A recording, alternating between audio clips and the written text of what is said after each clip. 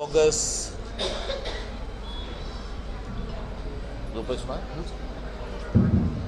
ಜಿಲ್ಲಾ ಕಾಂಗ್ರೆಸ್ ಕಮಿಟಿಯ ಕಾಂಗ್ರೆಸ್ ಭವನದಲ್ಲಿ ಈ ಒಂದು ಪತ್ರಿಕಾಗೋಷ್ಠಿಗೆ ಮಾಧ್ಯಮದ ಎಲ್ಲ ಹಿರಿಯರಿಗೆ ಹಾಗೂ ಸ್ನೇಹಿತರಿಗೆ ಸ್ವಾಗತವನ್ನು ಕೋರಿ ಈ ಪತ್ರಿಕಾಗೋಷ್ಠಿಯಲ್ಲಿ ಜಿಲ್ಲಾ ಕಾಂಗ್ರೆಸ್ ಕಮಿಟಿಯ ಅಧ್ಯಕ್ಷ ಶ್ರೀ ಮಲ್ಲಿಕಾರ್ಜುನ್ ಲೋಣಿ ಅವರಿದ್ದಾರೆ, ಉಪಸ್ಥಿತರಿದ್ದಾರೆ. ಮಾಜಿ ಶಾಸಕರು, ನಮ್ಮೆಲ್ಲರಿಗೂ ಹಿರಿಯರು ಹಾಗೂ ಕಾಂಗ್ರೆಸ್ ಪಕ್ಷದ ಲೋಕಸಭಾ ಅಭ್ಯರ್ಥಿಗಳಾದಂಥ ಶ್ರೀ ರಾಜು ಅಲ್ಗೂರ್ ಅವರು ವೇದಿಕೆ ಉಪಸ್ಥಿತರಿದ್ದಾರೆ. ಮಾಜಿ ಶಾಸಕರಾದಂಥ ಶ್ರೀ ಮಕ್ಬೂಲ್ ಬಾಗ್ವಾನ್ ಅವರು ಕೂಡ ವೇದಿಕೆ ಬಂದಿದ್ದಾರೆ. ನಮ್ಮ ಕಾಂಗ್ರೆಸ್ ಪಕ್ಷದ ವಿಜಯಪುರ ನಗರದ ಅಭ್ಯರ್ಥಿಗಳು ಮುಖಂಡರಾದಂಥ ಶ್ರೀ ಎಂ ಮುಷ್ರೂಫ್ ಅವರಿದ್ದಾರೆ, ಸಂಗಮೇಶ್ ಬಬಲೇಶ್ವರ್ ಅವರಿದ್ದಾರೆ, ಆಜಾದ್ ಪಟೇಲ್ ಅವರಿದ್ದಾರೆ, ಟಪಾರ್ ಅವರಿದ್ದಾರೆ.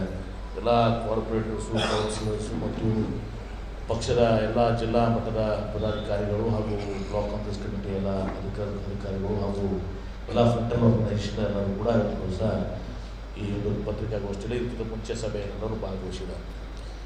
ತಮ್ಮೆಲ್ಲರಿಗೂ ಗೊತ್ತಿದೆ ವಿಷಯ. ನಾಳೆ ಬಿಟ್ಟು ನಾಡಿದ್ದು ಶುಕ್ರವಾರ ಇವತ್ತು ಸನ್ಮಾನ್ಯ ಸಿದ್ದರಾಮಯ್ಯನವರು, ಈ ರಾಜ್ಯದ ಜನಪ್ರಿಯ ಮುಖ್ಯಮಂತ್ರಿಗಳು,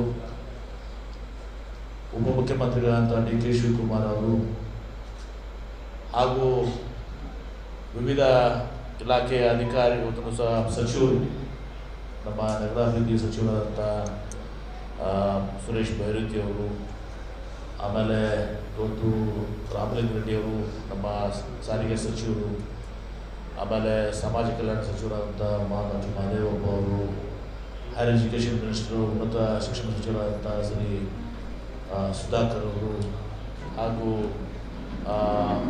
ತಂಗಡಿಗೆಯವರು, ನಮ್ಮ ಹಿಂದುಳಿದ ವರ್ಗದ ಇಲಾಖೆಯ ಸಚಿವರು ಅವರು, ಆಮೇಲೆ ಪವರ್ ಮಿನಿಸ್ಟ್ರು ಸಹ ಕೆ ಜೆ ಜಾರ್ಜ್ ಅವರು ಮತ್ತು ಇನ್ನು ಇನ್ನುಳಿದ ಎಲ್ಲ ಸಚಿವರು ಕೂಡ, ಅನೇಕ ಸಚಿವರು ಅವರ ಸಂಬಂಧಿಸಿದ ಕಾಮಗಾರಿಗಳಿದ್ದಂಥ ಸಚಿವರು ಕೂಡ ಬರ್ತಾ ಇದ್ದಾರೆ, ಆಗಮಿಸ್ತಿದ್ದಾರೆ.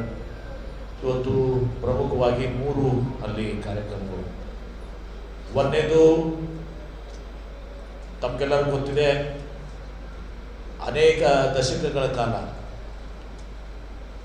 ಇವತ್ತು 3-4 ದಶಕಗಳ ಕಾಲದಿಂದ ನಮ್ಮ ಕೇಂದ್ರ ಬಸ್ ನಿಲ್ದಾಣ ಎದುರುಗಡೆ ಕಿತ್ತೂರು ರಾಣಿ ಚೆನ್ನಮ್ಮ ಅವರ, ನಮ್ಮ ದೇಶದ ಸ್ವಾತಂತ್ರ್ಯಕ್ಕಾಗಿ ಹೋರಾಟ ಮಾಡಿದಂಥ ತಾಯಿ ಅವರ, ನಮ್ಮೆಲ್ಲರ ಕರ್ನಾಟಕ ರಾಜ್ಯದ ಹೆಮ್ಮೆ ವೀರರಾಣಿ ಕಿತ್ತೂರು ಚೆನ್ನಮ್ಮನವರ ಒಂದು ಸರ್ಕಲ್ ಆಗಬೇಕು, ಮೂರ್ತಿ ಪ್ರತಿಷ್ಠಾಪನೆ ಆಗಬೇಕು ಅಂಥೇಳಿ ಭಾಳ ಆಶಯವನ್ನು ಅದು ನಮ್ಮ ಹಿರಿಯರಾದಂಥ ಶಂಕರಗೌಡ ಪಾಟೀಲ್ ಸೋನಳ್ಳಿಯವರು ಭಾಳ ವರ್ಷಗಳ ಕಾಲದಿಂದ ಪ್ರತಿ ಸಲ ಬಂದಾಗ ನನಗೆ ಒಂದು ಮನವಿಯನ್ನು ಕೊಡ್ತಾಯಿದ್ರು. ನಾನು ಕೂಡ ಅದನ್ನು ಅರ್ಥೈಸ್ಕೊಂಡು ಇವತ್ತು ಅಲ್ಲಿ ಆ ಸರ್ಕಲ್ ಆಗಲಿಕ್ಕೆ ಸಾಧ್ಯ ಆಗ್ತದಿಲ್ಲ. ಯಾಕಂದ್ರೆ ರಸ್ತೆ ಭಾಳ ಒಂದು ಅಚ್ಚುಕಟ್ಟು ಆದಂಥ ಪ್ರದೇಶದಲ್ಲಿರುವುದರಿಂದ ಟ್ರಾಫಿಕ್ಕು ಮತ್ತು ಬಸ್ ನಿಲ್ದಾಣಕ್ಕೆ ಹೋಗೋಕ್ಕೆ ಬಸ್ಗಳಿಂದ ಅಲ್ಲಿ ಆ ಕಾರಣದ ಟೆಕ್ನಿಕಲ್ ಕಾರಣದಿಂದ ಅಲ್ಲಿ ಮತ್ತೊಂದು ಸಹ ಸರ್ಕಲು ಮತ್ತು ಮೂರ್ತಿ ಆಗ್ತಾ ಇರಲಿಲ್ಲ. ಮತ್ತು ಎರಡನೇದಾಗಿ ಸುಪ್ರೀಂ ಕೋರ್ಟ್ನ ಒಂದು ನಿರ್ಣಯನೂ ಕೂಡ ಇರೋದ್ರಿಂದ ಆ ಸರ್ಕಲ್ ಆಗಲಿಕ್ಕೆ ಸಾಧ್ಯ ಇರೋದಿಲ್ಲ, ಮೂರ್ತಿ ಆಗಲಿಕ್ಕೆ ಸಾಧ್ಯ ಇರೋದಿಲ್ಲ.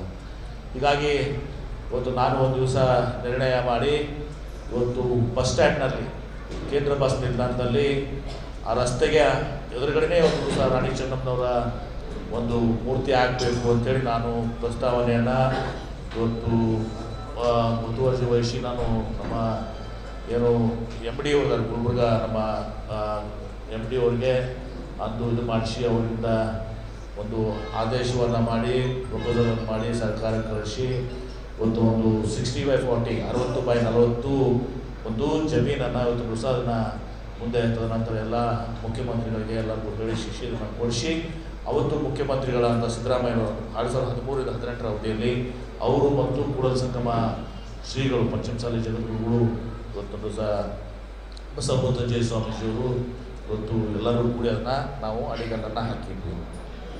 ಈಗ ಮೂರ್ತಿ ರೆಡಿಯಾಗಿದೆ.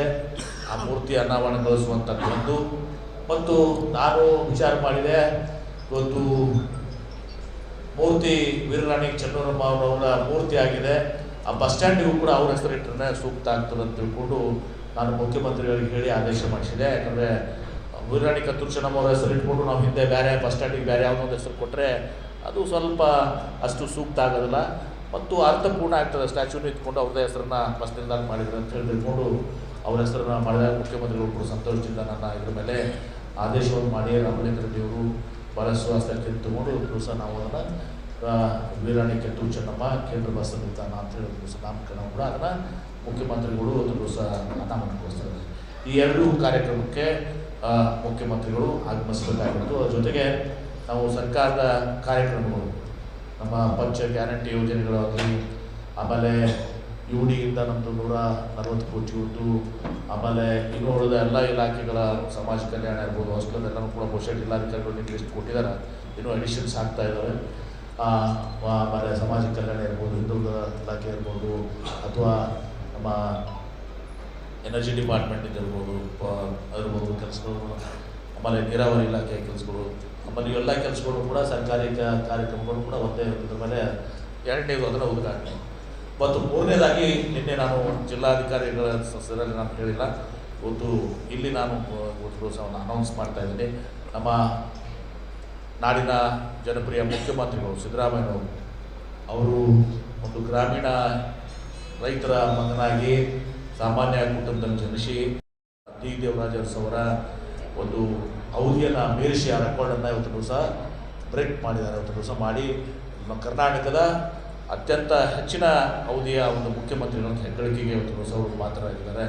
ಅದನ್ನು ಲಾಂಗೆಸ್ಟ್ ಸರ್ವಿಂಗ್ ಚೀಫ್ ಮಿನಿಸ್ಟರ್ ಇವತ್ತು ದಿವಸ ಆಗಿ ಇವತ್ತು ದಿವಸ ಅವರನ್ನು ಅಂತಂದರೆ ಅವರಿಗೆ ಗೌರವನ ದಿವಸ ನಾನು ಜಿಲ್ಲೆಯ ಜನತೆಯ ಪರವಾಗಿ ಇವತ್ತು ದಿವಸ ನಮ್ಮ ಕಾಂಗ್ರೆಸ್ ಪಕ್ಷದ ಎಲ್ಲರ ಪರವಾಗಿ ಆಯಿತು, ಜಿಲ್ಲೆಯ ಜನತೆ ಪರವಾಗಿತ್ತು, ಅವರಿಗೆ ಒಂದು ವಿಶೇಷವಾದಂಥ ಒಂದು ಸನ್ಮಾನ ಕಾರ್ಯಕ್ರಮವನ್ನು ಕೂಡ ನಾವು ಹಾಕ್ಕೊಂಡಿದ್ದೀವಿ. ಅವರಿಗೆ ಸೂಕ್ತವಾದಂಥ ಗೌರವ ಅರ್ಪಣೆಯನ್ನು ಕೂಡ ನಾನು ಏನನ್ನೋದು ಹೇಳಿದಲ್ಲ, ಗೌರವ ಅರ್ಪಣೆಯನ್ನು ಕೂಡ ಅದನ್ನು ಮಾಡ್ತಾ ಇದ್ದಾರೆ. 3 ಪ್ರಮುಖ ಘಟನೆಗಳು. ಒಂದು ವೀರರಾಣಿ ಕಿತ್ತೂರು ಚೆನ್ನಮ್ಮನವರ ಅವರು 11:15 ಇವತ್ತು ಬಿಜಾಪುರಕ್ಕೆ ಲ್ಯಾಂಡ್ ಆಗ್ತಾರೆ. ಲ್ಯಾಂಡ್ ಆಗಿ 11:45 ನಾವು ಟೆಂಟೇಟಿವ್ ಆಗಿ ಪ್ಲಸ್ ಆರ್ ಮೈನಸ್ ಒಂದು 15 ನಿಮಿಷ 11:45 ಕೇಂದ್ರ ಬಸ್ ನಿಲ್ದಾಣಕ್ಕೆ ನೇರವಾಗಿ ನಮ್ಮ ಸೈನಿಕ್ ಸ್ಕೂಲ್ ಹೆಲಿಪ್ಯಾಡ್ನಿಂದ ಕೇಂದ್ರ ಬಸ್ ನಿಲ್ದಾಣಕ್ಕೆ ಬಂದು ವೀರರಾಣಿ ಕಿತ್ತೂರು ಚೆನ್ನಮ್ಮ ಅವರ ಮೂರ್ತಿಯನ್ನು ಅನಾವರಣಗೊಳಿಸಿ ಉಪಮುಖ್ಯಮಂತ್ರಿ ಇರ್ತಾರೆ, ಉಳಿದ ಸಾರಿಗೆ ಸಚಿವರು ಎಲ್ಲ ಸಚಿವರುಗಳು ಇರ್ತಾರೆ, ಅನಾವರಣಗೊಳಿಸಿ ಹಸಿರು ನಾಮಫಲಕಗಳನ್ನು ಕೂಡ ಅನಾವರಣಗೊಳಿಸಿ ಅಲ್ಲಿ ಕಾರ್ಯಕ್ರಮ ಇಲ್ಲ, ಬಹಿರಂಗ ಸಭೆಯಲ್ಲಿಲ್ಲ, ಅದನ್ನು ಮಾಡಿ ಇವತ್ತು ದಿವಸ ಮುಖ್ಯಮಂತ್ರಿಗಳು ನೇರವಾಗಿ, ಯಾಕಂದರೆ ಅಲ್ಲಿ ಜನ ಕೆಲವೊಂದು ಕುಂಭದಿಂದ ಕೆಲವು ಜನ ಬರ್ತಾ ಇದ್ದಾರೆ, ಆಮೇಲೆ ಅಲ್ಲಿ ಜನನೂ ಕೂಡ ಜಾಗೃತ ಅವರೆಲ್ಲರೂ ಕೂಡ ಸ್ಟೇಡಿಯಂ ಬರಬೇಕಾದ್ರೆ ಸ್ವಲ್ಪ ಒಂದು 15-20 ನಿಮಿಷ ಸಮಯ ಬೇಕಾಗ್ತದೆ. ನಾವು ಆ ಕಾರ್ಯಕ್ರಮ ಮುಗಿಸಿ ನೇರವಾಗಿ ವೆಲೋಡ್ರೋಮ್ಗೆ ಹೋಗ್ತೀವಿ.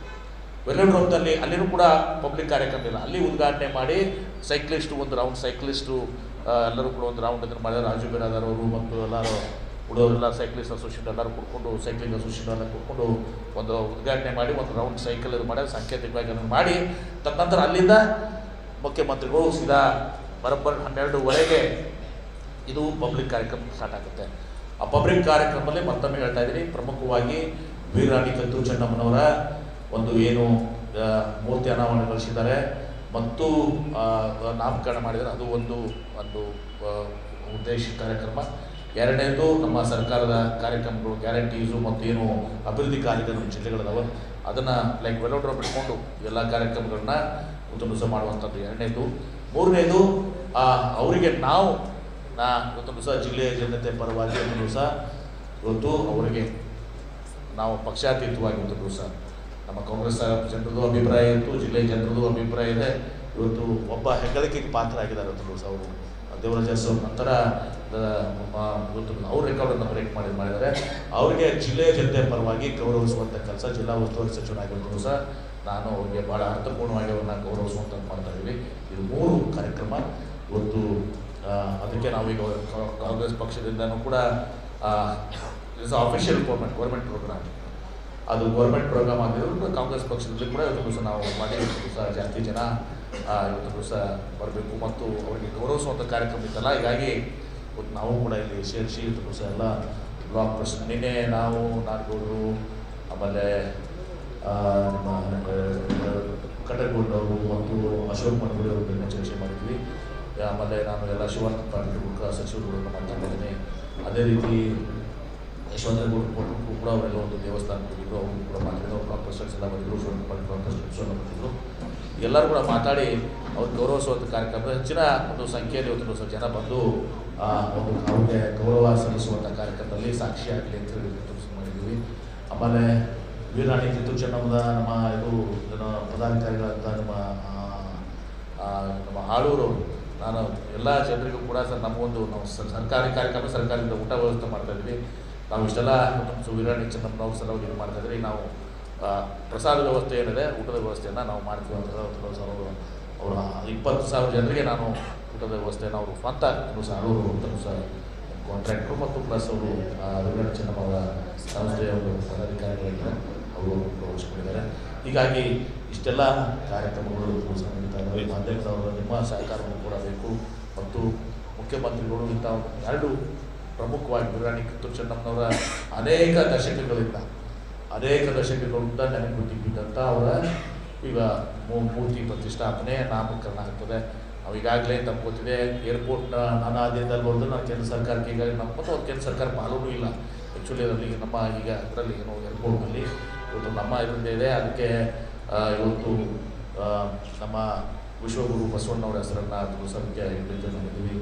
ರೈಲ್ವೆ ಸ್ಟೇಷನ್ಗೆ ಇವತ್ತು ನಾವು ಕೇಂದ್ರ ಸರ್ಕಾರಕ್ಕೆ ಪುರಸಭೆ ಬರೆದಿದ್ವಿ. ಯಾಕಂದರೆ ಅಲ್ಲಿ ಪರಮ ಪೂಜ್ಯ ಸಿದ್ದೇಶ್ವರ ಮಹಾಸ್ವಾಮೀಜಿಯವರ ಹೆಸರಲ್ಲಿ ಮಾಡುತ್ತವರು. ಆಮೇಲೆ ನಿಮ್ಮ ಸಿದ್ದೇಶ್ವರ ಸ್ವಾಮೀಜಿಯವರ ಹೆಸರಲ್ಲಿ ಕೂಡ ಅಭಯಾರಣ್ಯ ಮತ್ತು ಕೂಡ ಮಮತಾಪುರದಲ್ಲಿ ಒಂದು ರಿಸರ್ವ್ ಫಾರೆಸ್ಟ್ ಇದು ಮಾಡಿ ಅಲ್ಲಿ ಒಂದು ಸೈನ್ಸ್ ಸೆಂಟರ್ ಕೂಡ ಪ್ಲ್ಯಾನ್ ಮಾಡ್ಕೊಳ್ತಾ ಇದ್ವಿ.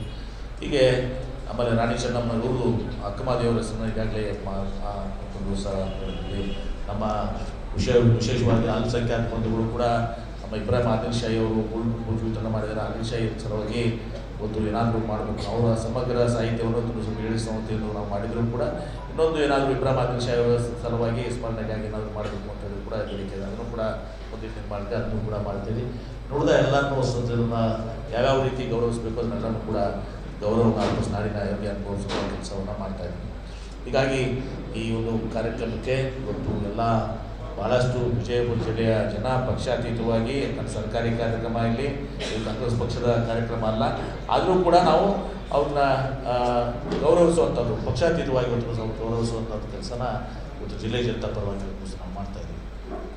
ಅದಕ್ಕೆ ಮಾಧ್ಯಮದವರು ನೀವು ಕೂಡ ಹೆಚ್ಚಿಗೆ ಈ ಕಾರ್ಯಕ್ರಮಕ್ಕೆ ಪ್ರಚಾರ ಕೊಡಬೇಕು. ಜಿಲ್ಲೆಯ ಇವತ್ತು ಹೆಮ್ಮೆಯ ಕಾರ್ಯಕ್ರಮ ವೀರರಾಣಿ ಕಿತ್ತೂರು ಚೆನ್ನಮ್ಮನವರು ಬ್ರಿಟಿಷರ ವಿರುದ್ಧ ಇವತ್ತು ಹೋರಾಟವನ್ನು ಮಾಡಿ ಇವತ್ತು ದೊಡ್ಡ ಕೊಡುಗೆಯನ್ನು ನಮ್ಮ ದೇಶಕ್ಕೆ ಸ್ವಾತಂತ್ರ್ಯ ಸಿಗಲಿಕ್ಕೆ ಕಾರಣಕರ್ತರು ಅವರ ಮೂರ್ತಿ ಸ್ಥಾಪನೆ, ಅವರ ಹೆಸರನ್ನು ಇಡುವಂಥದ್ದು ಕೂಡ ಒಂದು ಮಹತ್ ಕಾರ್ಯ ಸಹ ಇವತ್ತು ನೆರವೇರಿದೆ.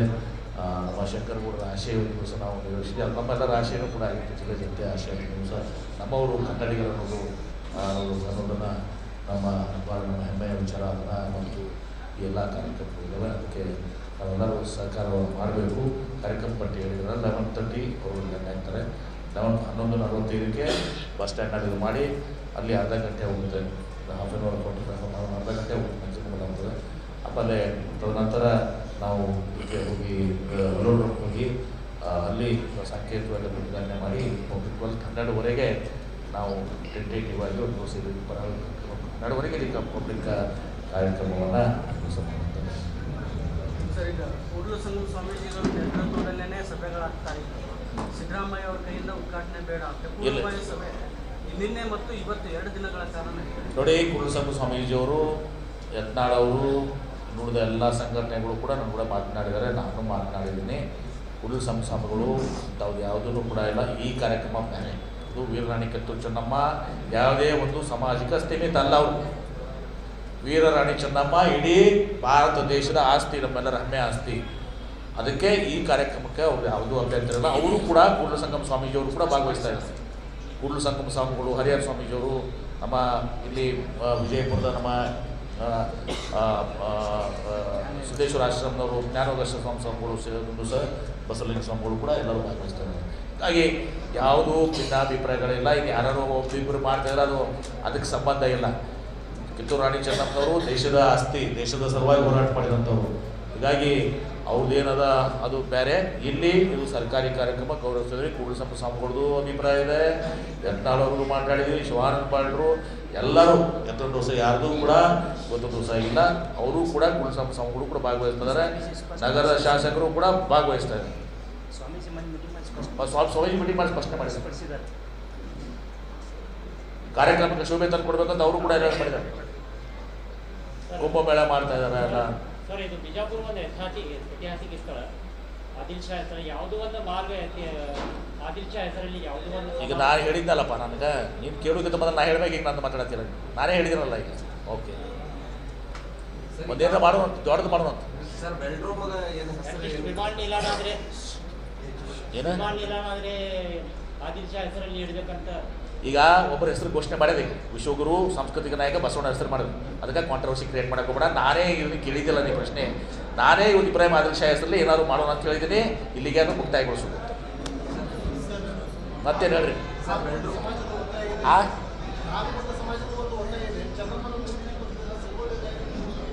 ಚರ್ಚೆ ಮಾಡ್ತೀವಿ. ಯಾಕಂದರೆ ಇದು ಸರ್ಕಾರಿ ಇದು ಇರ್ತಾವಲ್ಲ, ಇದಕ್ಕೆಲ್ಲರೂ ಕೂಡ ಬಸ್ ಸ್ಟ್ಯಾಂಡ್ನಾಗ ಇದು ಮಾಡಿದ್ದೇನೆ, ಇದು ಆಗಿದೆ, ಅವ್ರ ಹೆಸರು ಇಟ್ಟಿದ್ದೀವಿ ಮಾಡು. ಈಗ ಸಂಗೊಳ್ಳ ರಾಯಣ್ಣ ಮೂರ್ತಿ ಪ್ರತಿಭಟನೆ ಇಲ್ಲ ಐತಿಲ್ಲ. ಈಗ ಆಲ್ರೆಡಿ ಮೂರ್ತಿ ಅವ್ರ ಪ್ರತಿಷ್ಠಾಪನೆ ನೋಡು. ಮತ್ತು ಸಂಗೊಳ್ಳ ರಾಯಣ್ಣನು ಕೂಡ ಪಾಪ ಬಲಗೈ ಬಟ್ಟ, ಅದನ್ನು ಕೂಡ ಇದು ಮಾಡ್ತೀವಿ. ಇಲ್ಲ ಎಕ್ಸ್ಪ್ಲೋರ್ ದ ಪಾಸಿಬಿಲಿಟಿ. ವೆಲೋಡ್ರೋಮ್ಗೆ ನಾ ಏನು ವಿಚಾರ ಮಾಡಿಲ್ಲಪ್ಪ. ನೋಡೋಣ ಅದನ್ನ ಯಾರಾದರೂ ವೆಲೋಡ್ರೋಮ್ಗೆ. ಆಮೇಲೆ ಈ ವೆಲೋಡ್ರೋಮ್ ಜೊತೆಗೆ ಭಾಳ ದಿವಸದಿಂದ ಒಂದು ಬೇಡಿಕೆ ಇದೆ. ನಾನು ಈ ಎಲ್ಲ ಇಂಡಸ್ಟ್ರೀಸ್ ಜೊತೆಗೆ ಮಾತನಾಡಿ ಈ ಕಾರ್ಪೊರೇಟ್ ಸೋಷಿಯಲ್ ರೆಸ್ಪಾನ್ಸಿಬಿಲಿಟಿ ಅಡಿಯಲ್ಲಿ ಒಂದು ಸೈಕ್ಲಿಂಗ್ ಅಕಾಡೆಮಿ ಮಾಡಬೇಕು ಅಂತ ಹೇಳಿದ್ದೆ. ಒಂದು ಸೈಕ್ಲಿಂಗ್ ಇದು ಅದಾಗಿದೆ, ಅದು ಸಹ ಏನು ಮಾಡೋಣ ಅಂತ. ಅದು ಕೂಡ ಸೈಕ್ಲಿಂಗ್ ಕೂಡ ಯಾರ್ದು ಹೆಸರುಗಳು ಸೈಕ್ಲಿಂಗ್ನಾಗ ಯಾರದಾರಲ್ಲ ಅಂಥವ್ರದ್ದು ಯಾರೇ ಒಬ್ರದ್ದು ಹೆಸರನ್ನು ನೀವು ಸಲಹೆ ಮಾಡಿರಿ, ಮಾಡ್ಕೊಂಡು ಚರ್ಚೆ ಮಾಡಿ ಒಂದು ಕಮಿಟಿ ಮಾಡಿ ಯಾರು ಸೂಕ್ತ ಅದಕ್ಕೆ ಸೈಕ್ಲಿಂಗ್ ಇದಕ್ಕೆ ಹೆಸರು ಇಡಕ್ಕೆ ಅದನ್ನು ನೋಡ್ಬೇಕು ಮಾಡೋದು. ಆ ಸೈಕ್ಲಿಂಗ್ದವ್ರದ್ದೇ ಹೆಸರು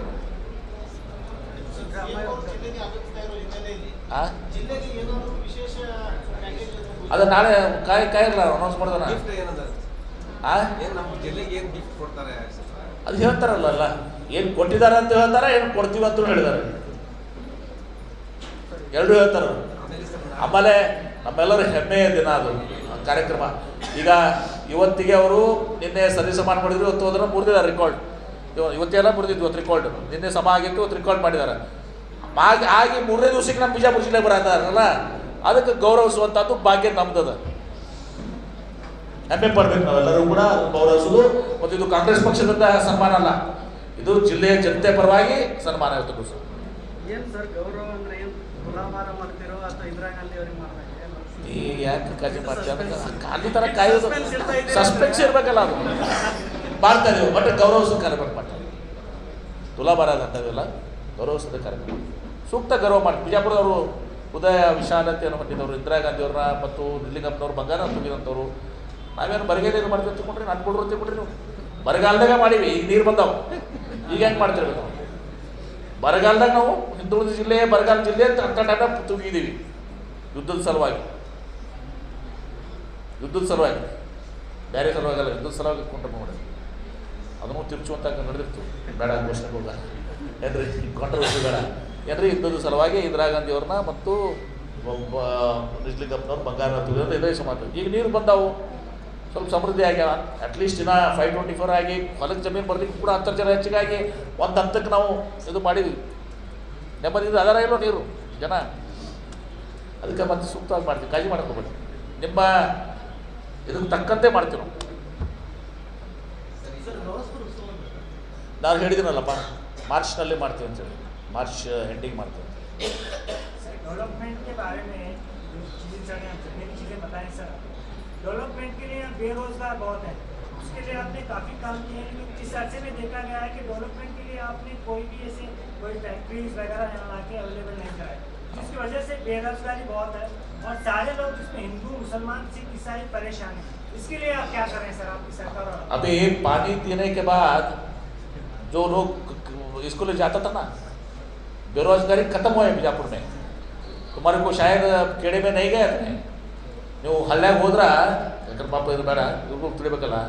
ಈಗ ಏನು ಬಿಜಾಪುರದವರು ಗೋವಾ ಮಹಾರಾಷ್ಟ್ರ ದುಡ್ಯಾಕೆ ಹೋಗಿದ್ದಾರಲ್ಲ, ಅದು 75% 74 ಬರ್ತದೆ. ತಾಂಡ ಗಿಂಡ ನನಗೆ ಬರ್ತಾವೆ, ಮೇಜರಾಗಿ ನನಗೆ ಬರ್ತಾವೆ. 4 ಟನ್ ನಮ್ಮ ಇವ್ರಿಗೆ ಕಟ್ಟಗೊಂಡವ್ರಿಗೆ ರಾಜು ಅವ್ರಿಗೆ ಬರ್ತಾವೆ. ಈಗ ದುಡಿಯೋಕೆ ಹೋಗೋ ಮಂದಿ ಕಡಿಮೆ ಆಗಿದೆ. ಯಾಕಂದರೆ ಇಲ್ಲಿನೇ ಸ್ವಯಂ ಇವತ್ತೊಂದು ಸಿಗ್ತಿತ್ತು. ಆಮೇಲೆ ಫ್ಯಾಕ್ಟ್ರಿಗಳದು ನಡೆದಿಲ್ಲ. ಫ್ಯಾಕ್ಟ್ರಿಗಳು ಒಂದೇ ದಿವಸದಾಗ ಆಗಲಿ. ಮೊನ್ನೆ ಒಂದು 1200 ಬಂದಿದ್ದು ಕೊಲ್ಲದು ಬಂದ ಅನೌನ್ಸ್ ಆಯಿತು. ಇನ್ನೂ 3 ಕಾರ್ಖಾನೆಗಳು ಬರ್ತಾ ಇದ್ದಾವೆ. ಫ್ಯಾಕ್ಟ್ರಿಗಳು ಒಂದು ಫ್ಯಾಕ್ಟ್ರಿ ಅನೌನ್ಸ್ ಮಾಡಿದ್ರೆ 3 ವರ್ಷ ಟೈಮ್ ಬೇಕಾಗ್ತದೆ ಇಂಪ್ಲಿಮೆಂಟೇಷನ್ ಎಲ್ಲನೂ. ಯಾಕಂದರೆ ಸೆಂಟ್ರಲ್ ಎನ್ವಿರಾನ್ಮೆಂಟ್ ಕ್ಲಿಯರೆನ್ಸು ಅವೆಲ್ಲ 108 ಎಲ್ಲ ಇರ್ತವೆ. ಎಲ್ಲನೂ ಕೂಡ ಫ್ಯಾಕ್ಟ್ರಿಗಳು ಬರ್ತಾ ಇದ್ದಾವೆ. ನನ್ನ ಅವಧಿಯಲ್ಲಿ ನಾನು ಒಂದು 10,000 ಮಂದಿಗೆ ಉದ್ಯೋಗ ಕೊಡಿಸ್ಬೇಕು ಅಂತೇಳಿ ಟೊಯೋಟೋದವ್ರ ಕಡೆಯಿಂದ ಮೊನ್ನೆ ITI ಡಿಪ್ಲೊಮಾದವ್ರನ್ನ 480 ಮಂದಿ ಸೆಲೆಕ್ಟ್ ಮಾಡಿದರು. 480 ಮಂದಿ ನಮ್ಮ ಯುವಕರನ್ನ ಟೊಯೋಟೋದಾಗ ಸೆಲೆಕ್ಟ್ ಮಾಡಿದ್ದಾರೆ. ಫಾಕ್ಸ್ಕಾನ್ದವರು ಮೊನ್ನೆ 85 ಜನಕ್ಕೆ ಸೆಲೆಕ್ಟ್ ಮಾಡಿದ್ದಾರೆ. ಇನ್ನೂ ಬೇರೆ ಬೇರೆ ಕಂಪ್ನಿಯವ್ರು ಸೆಲೆಕ್ಟ್ ಮಾಡ್ತಾರೆ. ಹಾಗೆ ಬೇರೆ ಬೇರೆ ಕಂಪ್ನಿಗಳಿಂದ ಒಂದು 5,000 ಜನ ಉದ್ಯೋಗ ಸೃಷ್ಟಿ ಮಾಡಿಸೋದಲ್ಲದೆ ಇಲ್ಲಿನೇ ಉದ್ಯೋಗ ಮಾಡುವಂಥದ್ದು ಫ್ಯಾಕ್ಟ್ರೀಸ್ ಏನಿದಾವಲ್ಲ, ಕನಿಷ್ಠ ಪಕ್ಷ ಒಂದು 10,000 ಜನಕ್ಕೆ ಉದ್ಯೋಗ ಸಿಗುವಂಥ ಇಂಡಸ್ಟ್ರೀಸು ಪೈಪ್ಲೈನ್ 7-8 ಇಂಡಸ್ಟ್ರೀಸ್ ಪೈಪ್ಲೈನ್ ಆಗಿದ್ದಾವೆ. ಅದನ್ನು ಕೆಲಸ ನಾವು ಮಾಡ್ತೀವಿ. ಅದ್ರ ಜೊತೆಗೆ ನೀವು ಕೇಳಬೇಕಲ್ಲಪ್ಪ NRIG ಎಂತಲ್ಲಪ್ಪ ಸ್ಥಳೀಯವಾಗಿ ಉದ್ಯೋಗ ಸಿಗಬೇಕು ಅಂತೇಳಿ ಮಹಾತ್ಮ ಗಾಂಧಿ ರೋಜ್ಗಾರ್ ಯೋಜನೆ ಈಗ ಶ್ರೀರಾಮನ ಹೆಸರಲ್ಲೇ ಅದನ್ನು ಮುಚ್ಚಕ್ಕೆ ಪ್ರಯತ್ನ ಮಾಡಕತ್ತಾರ. ಯಾರು ಮಾಡ್ಯಾರ ಅದನ್ನು? बीजापुर में भी देखेंगे ना sir, for example auto drivers हैं, कूली कर्मी हैं, आप देखेंगे नए बस स्टैंड के पास में से कम 1000 से 500 लोग आते हैं, तो 1000 और 500 लोगों को रोजगार नहीं मिलता सर, काफी लोग लौट जाते हैं. अभी लोगों के लिए भी योजना लाई है हमारा. हाँ लाइक करेंगे. हम रोजगार लेके आया था, नरेंद्र मोदी जी बंद कर रहे हैं. नरेगा का योजना इतना अच्छा योजना था, लोकली मिलता था, वो सबको सत्यानाश करके राम के उसको बढ़ाने का नहीं था. राम के नाम से उसको अभी उसका एक स्टैटिस्टिक्स है, मैं कल बताता है CM को देता हूँ. ಬಿಜಾಪುರ ಜಿಲ್ಲೆಗೆ ಎಷ್ಟು ಮಹಾತ್ಮ ಗಾಂಧಿ ರೋಜ್ಗಾರ್ ಯೋಜನೆಯಿಂದ ಎಷ್ಟು ಬಿಜಾಪುರ ಜಿಲ್ಲೆ ಯೋಜನೆ ಬೆನಿಫಿಟ್ ಆಗಿದೆ. ಈಗ ಏನು ಮತ್ತೆ ತಂದಿದ್ದಾರೆ ಅದು ಏನು ಅದಕ್ಕಂದು ಏನಾಗ್ತದೆ ಡಿಫ್ರೆನ್ಸ್ ಆಗ್ತದೆ. ಅದನ್ನು ನಾಳೆ ಸ್ವಲ್ಪ ಕಾರ್ಯಕ್ರಮದಾಗ ಭಾಗವಹಿಸ್ರಿ. ಓಕೆ ನೆಕ್ಸ್ಟ್ ಏನ್ರಿ ಮೊನ್ನೆ ಟೆಂಡರ್ ಆಗಿ ಕೆಲಸ ಚಾಲು ಮಾಡ್ತಾ ಬಿಡಿಗೆ ಇಬ್ಬರು ಇಂಡಿವಿಜುವಲ್ ಕ್ವಶನ್ಸ್ ಕೂಡ ಮಾಡ್ತಾ ಇದೀವಲ್ಲ ಯಾರಿಗೆ ಹೆಚ್ಚಿಗೆ. ಆಮೇಲೆ ಮುಸ್ಲಿಮ್ಸ್ ವಾರ್ಡ್ನಾಗ ನಾನು ಹೇಳಿದ್ನಲ್ಲ ಹಿಂದೆ ಸ್ವಲ್ಪ ಕಡಿಮೆ ಕೆಲಸಗಳಾಗಿತ್ತು. ಈ ಸಲ ನಾನು ಮ್ಯಾಕ್ಸಿಮಮ್ ಅವ್ರಿಗೂ ಕೂಡ ವಾರ್ಡ್ಸ್ದಲ್ಲಿ ಇದು ಮಾಡ್ತಾ ಇದ್ದೀನಿ. ಯಾಕಂದ್ರೆ ಅವ್ರು ಕೆಳಮಟ್ಟದಲ್ಲಿದ್ದಾವೆ ಪಾಪ ಅಂತೇಳಿ ಬಂದ ನೀರು ದತ್ತು ಆಸಾರ ಮಾಹಿತಿಗೆಲ್ಲ ನೀರಾಗಿ ನಿಂತಿತ್ತು. ಎಲ್ಲರೂ ನಾನು ಗೊತ್ತದ ಅದು ಏನು ಮಾಡ್ಬೇಕು ಅನ್ನೋದು ನಾನು ಮಾಡ್ತಾ ಇದ್ದೀವಿ ಎಲ್ಲರೂ. ನೆಕ್ಸ್ಟ್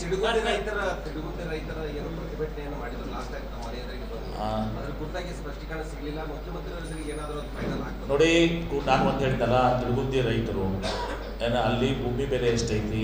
ನಾವು ಕನ್ನಡ ಮಹಾರಾಷ್ಟ್ರದಲ್ಲಿ ಒಂದು ಏನು ಪಾರ್ಕ್ ಮಾಡಿದ್ದೀವಿ ರೋಡರ್ನಲ್ಲಿ, ಬೆಳಗಾವಿ ಪಾರ್ಕ್ನಲ್ಲಿ ಭಾಳ ಯಶಸ್ವಿಯಾಗಿದೆ. ಈಗ ಅಲ್ಲಿ ನಾವು ಏನೋ ತಿಳುಗುಂದಿಯಲ್ಲಿ ಹೊಸ ಇದು ಮಾಡ್ತಾ ಇದ್ದೀವಿ. ಈಗ 23 ಆಗಿದೆ. 23/3 ಸಂದರ್ಭದಲ್ಲಿ ಯಾವ್ಯಾವ ಅದನ್ನು ಏನೇನು ಅಲ್ಲಿ ಅಭಿವೃದ್ಧಿಗಳಾಗಿದ್ದರೆ ಏನಾಗಿದೆ ಅದನ್ನು ನೀರಾವರಿ ಇದ್ದರೆ ಅಂಥವಿದ್ರೆ ಅದು 23 ಪದ್ಧತಿ ಅದ, ನಾನು ಹೇಳಬಾರ್ದು, ಅದನ್ನು ಮಾಡ್ತೀವಿ. ಅದ್ರ ಜೊತೆಗೆ ಇವತ್ತು ಅಲ್ಲಿ ಭೂಮಿ ಬೆಲೆ ಎಷ್ಟದ ಅನ್ನೋದು ನಮ್ಗೆ ಗೊತ್ತದ. ಆ ಭೂಮಿ ಬೆಲೆ ನಾನು ಒಂದು ಅವತ್ತು ಕೂಡ ಹೇಳಿದ್ದೀನಿ. 2 ಎಕರೆ ಇವತ್ತು ನೀವು ಭೂಮಿ ಕಳ್ಕೊಂಡ್ರೆ ಅಂತ ತಿಳ್ಕೊಳ್ರಿ. ನಿಮ್ಮ ಉದಾಹರಣೆಗೆ ನೀವು 2 ಎಕರೆ ಕಳ್ಕೊಂಡ್ರೆ 3 ಎಕರೆ ಪಕ್ಕದಾಗೆ ಖರೀದಿ ಮಾಡುವಷ್ಟು ನಿಮಗೆ ಪರಿಹಾರ ಕೊಡ್ತೀವಿ. ಬಿಡ್ರಿ ಎಷ್ಟೆಲ್ಲ ಆಯ್ತಪ್ಪ ನಿಂದು ಒಂದೇ ಕ್ವಶನ್ ಸಾಕೆ. ವಿಮಾನ ನಿಲ್ದಾಣ ಮಾಡಿರೋದು ಬಿಜೆಪಿ, ರೈಲ್ವೆ ನಿಲ್ದಾಣ ಅಪ್ಗ್ರೇಡ್ ಮಾಡಿರೋದು ಬಿಜೆಪಿ, ಜಿಲ್ಲಾಡಳಿತ ಭವನ ಭೂಮಿ ಪೂಜೆ ಮಾಡಿರೋದು ಬಿಜೆಪಿ, ಬಿಜಾಪುರ ಕೇಂದ್ರ ಬಸ್ ನಿಲ್ದಾಣ ನಿರ್ಮಾಣ ಆಗಿರೋದು ಬಿಜೆಪಿ, ಹೆಸರು ಮಾತ್ರ ಕಾಂಗ್ರೆಸ್. ಹೌದು, ಯಾರು ಹೇಳಿದ್ರು? ಬಿಜೆಪಿ ಅವರು ಟೀಕೆ. ಈಗ ವಿಜಯಪುರ ವಿಮಾನ ನಿಲ್ದಾಣ ಅದು ಒಂದು ಕಾರ್ಯಕ್ರಮ ಆಗ್ತಿತ್ತು ಏನ್ರಿ. ಎನ್ವಿರಾನ್ಮೆಂಟ್ ಕ್ಲಿಯರೆನ್ಸ್ ಇಲ್ಲಾರ್ದೆ ನಾನು ಸುಮ್ಮನೆ ಈಗ ಮಾಡೋಕ್ಕೆ ಹೋಗೋದಿಲ್ಲ. 270 ಕೋಟಿ ರೂಪಾಯಿ ನಾನು ಕೊಟ್ಟಿದ್ದೀನಿ ಅದಕ್ಕೆ. ನೈಟ್ ಲ್ಯಾಂಡಿಂಗು ಆಮೇಲೆ ಏರ್ ಬಸ್ಸು ಬೋಯಿಂಗು ಮಾಡೋದಲ್ಲದೆ ಈಗ ಸುಪ್ರೀಂ ಕೋರ್ಟ್ನಾಗ ನಮ್ಮ ವಿರುದ್ಧ ನಿರ್ಣಯ ಆಗಿತ್ತು ಎನ್ವಿರಾನ್ಮೆಂಟ್ ವಯೋಲೇಷನ್ ಕೇಸ್ನಲ್ಲಿ. ನಾನು ನಮ್ಮಲ್ಲಿ ಸುಪ್ರೀಂ ಕೋರ್ಟ್ನಾಗ ನಮ್ಮ ವಿರುದ್ಧ ಡಿಸಿಷನ್ ಆಗಿತ್ತು. ನಾನು ಕಪಿಲ್ ಸಿಬ್ಬಲ್ ಅವ್ರನ್ನ ನೇಮಕ ಮಾಡಿ ನಾನೇ ಕೆಲವೊಂದು ಪಾಯಿಂಟ್ಸ್ ಕೊಟ್ಟಿದ್ದೀನಿ. ಈಗ ತಪ್ಪು ಇವತ್ತು ದಿವಸ ಇಲಾಖೆಯಿಂದ ಆಗಿರ್ಬೋದು ಎನ್ವಿರಾನ್ಮೆಂಟ್ ಕ್ಲಿಯರೆನ್ಸ್ನಿಂದ, ಆದರೆ ಜನ ಸಫರ್ ಆಗ್ತಾ ಇದ್ದಾರೆ. ಟೂರಿಸಮ್ ಸಫರ್ ಆಗುತ್ತಾ, ಪ್ಯಾಸೆಂಜರ್ಸ್ ಜನ ಸಫರ್ ಆಗ್ತಾರೆ, ಹಿಂದುಳಿದ ಏರಿಯಾ ಸಫರ್ ಆಗ್ತಾರೆ ಅಂತ ನಾನು ಕಪಿಲ್ ಸಿಬ್ಬಲ್ಸ್ ನಾನೇ ಕೆಲವೊಂದು ಪಾಯಿಂಟ್ಸ್ ಡ್ರಾಫ್ಟ್ ಮಾಡಿ ನಮ್ಮ ನಿಶಾಂತ್ ಪಾಟೀಲ್ ಅವ್ರು ಏನೋ ಮಾಡಿಕೊಟ್ಟು ಅವ್ರ ಕೊಟ್ಟು ಮಾಡಿಸಿ ಆರ್ಗ್ಯುಮೆಂಟ್ ಮಾಡಿ ಈಗ ಲಾರ್ಜರ್ ಬೆಂಚಿಗೆ ಹೋಗಿದೆ. ರಿವ್ಯೂನಲ್ಲಿ ರಾಜ್ಯರ ಬೆಂಚಿಗೆ ಹೋಗಿದೆ. ಆಮೇಲೆ SOP ಮಾಡೋಕ್ಕೆ ಒಂದು ದಿವಸ ಇನ್ಸ್ಟ್ರಕ್ಷನ್ ಕೊಟ್ಟಿದ್ದಾರೆ. ಇಲ್ಲಿಕಂದ್ರೆ ಇದು ವಿಮಾನ ನಿಲ್ದಾಣ ಏನದಲ್ಲ, ಇದು ತರಾತುರಿಯಲ್ಲಿ PWD ಮಾಡಿ ಏನ್ರಿ ಇನ್ನೂ ಭಾಳ ಅದಾವೆ. ಅದನ್ನು ಹೇಳಕ್ಕೆ ಹೋಗೋದಿಲ್ಲ, ಕಾಂಟ್ರವರ್ಸಿ ಮಾಡೋಕ್ಕೆ ಹೋಗೋಲ್ಲ. ನನಗೆ ಇದು ನಿರ್ಧಾರ ಇದು ಆಗಬೇಕು ಅಂತ ಅನ್ನೋದನ್ನು ಆಲಮಟ್ಟಿ ಅಣೆ ಕಟ್ಟಿದವರೇ ಲಾಲ್ ಬಹದ್ದೂರ್ ಶಾಸ್ತ್ರಿ ಅವರು ಎಲ್ಲ ಸುಮ್ಮನೆ ಅದೆಲ್ಲ ಕಾಗದ ಹಿಡ್ಕೊಂಡು ಸುಮ್ಮನೆ ಬಂದು ಮಾತಾಡೋದು ಏನಂತೀರಿ ಈಗ ವಿಮಾನ ನಿಲ್ದಾಣ ನಮ್ಮದೇ, ರೈಲ್ವೇಸು ನಮ್ಮದೇ, ಎಲ್ಲ ಆಗ್ಮಟ್ಟಿನ ನಾಮೇ ಕಾಂಗ್ರೆಸ್ ಇದಾಗ ಆಗಿದೆ. ಯಾವ ಹೇಳ್ತಾರೆ ಸುಮ್ಮನೆ ಬಂದು ಯಾರು ನೀವು ಯಾರಿಗೆ ಕೇಳಿದಲ್ಲ, ಬೇಕಾದ್ರೆ ಕೊಡ್ತೀನಿ ಎಲ್ಲ ಡೀಟೇಲ್ಸ್.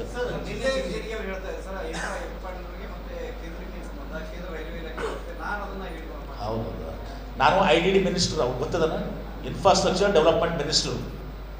ರೈಲ್ವೇಸು ನನಗೆ ಈಗ ಕೆರೈಟ್ನಲ್ಲಿ ನಾನು ರೈಲ್ವೇಟ್ನಾಗ ಕೆಲವೊಂದು ಶೇರಿಂಗ್ನೆಲ್ಲ ಕೂಡ ಇದ್ದಾವೆ ಏನ್ರಿ. ನಾನು ಮೊನ್ನೆ ಒಂದು ಕೊಟ್ಟಿದ್ದಲ್ಲ ಕೃಷಿ ನೋಡ್ರಿ, ಗದಗ ಬೈಪಾಸು, ಹುಬ್ಬಳ್ಳಿ ಬೈಪಾಸು, ಇದನ್ನ ತಲೆಯಾಗ ಐಡಿಯಾ ಹುಡುಕಿಡಿದವ್ರು ಯಾರು MP ಹುಡುಕಿದ್ರ. ಗದಗ ಬೈಪಾಸ್ನಿಂದ ಹೋಗ್ಬೇಕು, ಹುಬ್ಬಳ್ಳಿ ಬೈಪಾಸ್ನಿಂದ ಹೋಗ್ಬೇಕು, ಓವರ್ನೈಟ್ ಟ್ರೈನ್ ಆಗಬೇಕು, ಸಂಜೆ 7 ಗಂಟೆ ಕೂತ್ರೆ ಮುಂಜಾನೆ 7 ಗಂಟೆಗೆ ಇಲ್ಲಿರಬೇಕು, 10 ತಾಸನ್ನ ಬರಬೇಕು ಅಂತೇಳಿ ಇದನ್ನು ಮಾಡಕತ್ತವನು ನಾನು. ಈಗಲ್ಲ, ಅದು ಮಾರ್ಚ್ 2024 ಅಲ್ಲಿಂದ 10 ಮೀಟಿಂಗ್ ಮಾಡಿದ್ದೀವಿ. ಒಂದೇ ಅಲ್ಲ, ಬೆಳಗಾಮ್ದು ಅಲ್ಲಿ ಏನೋ ಸಮಸ್ಯೆ ಅದ ಏನ್ರಿ, ಧಾರವಾಡ ಬೆಳಗಾವ್ದು ಬೇರೆ ಬೇರೆ ಎಲ್ಲನೂ ಸಮಸ್ಯೆಗಳು ನಾನು ರಿವ್ಯೂ ಮಾಡ್ತಾ ಇದ್ದೀವಿ. ನಾನು ಮಿನಿಸ್ಟ್ರು, ಪಾಪ ಅವ್ರಿಗೆ ಗೊತ್ತಿರಲಿಕ್ಕಿಲ್ಲ. I am the minister, IDD minister, ಮೂಲಭೂತ ಸೌಕರ್ಯ ಸಚಿವರು ಕೂಡ ಆಗಿದ್ದೀನಿ. ಬಿಡ್ರಿ ಅವ್ರು ಪಾಪ ಸುಮ್ಮನೆ ಕಾಗದ ಪತ್ರ ಬರೀತಾರೆ, ಕಾಗದ ಉತ್ತರ ಬರ್ತಾರೆ, ತೊಗೊಂಡು ಪ್ರೆಸ್ ಕಾನ್ಫರೆನ್ಸ್ ಮಾಡೋದೇನು ಉತ್ತರ ಇಟ್ಕೊಂಡು ಹೋಗಿ ಬಿಡಿ. ಅವರು ತಪ್ಪು ಹೇಳ್ಕೊಂಡು ಪಾಪ ಮಾಡ್ಯಾರ, ಏನಾರ ಮಾಡ್ಯಾರ ಹೇಳ್ಕೊಡ. ಈಗ ನೋಡಿ, ಈಗ ಪ್ಲೀಸ್ ಲೆಟ್ ಅಸ್ ನಾಟ್, ಇದು ಜನರಲ್ ಪ್ರೆಸ್ ಕಾನ್ಫರೆನ್ಸ್ ಅಲ್ಲ ಏನ್ರಿ.